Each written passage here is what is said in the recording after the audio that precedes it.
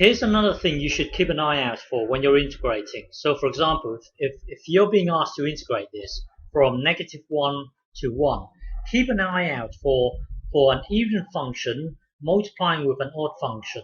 So this here is an even function, this here is an odd function.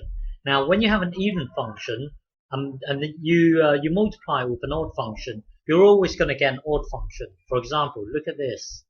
So if you have an even function here, and then you've got an odd function here, let's just look at 2 here. So 2 squared would be 4, and the x here, this here would be 2. Now 4 times 2 is 8. So if you look at -2 now, this here would be 4, and then this here would be -2. So this times this would be -8. The point here is that if you have an even function and then you multiply with an odd function, you're always going to get an odd function. So going back to here, if this here is an even function, this here is an odd function. So when you multiply the two together, we don't know what it looks like. Let's just say it looks like, all that we know is that it will be an odd function. Now this thing here, -1, and this here is +1. So this here is your negative. This area here will be the exact same area as this area here, but this one here will be negative. This one here will be positive.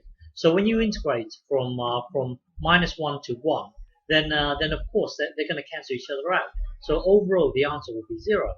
Even if you integrate from -2 to 2, then this area here will be the exact same area as this area here.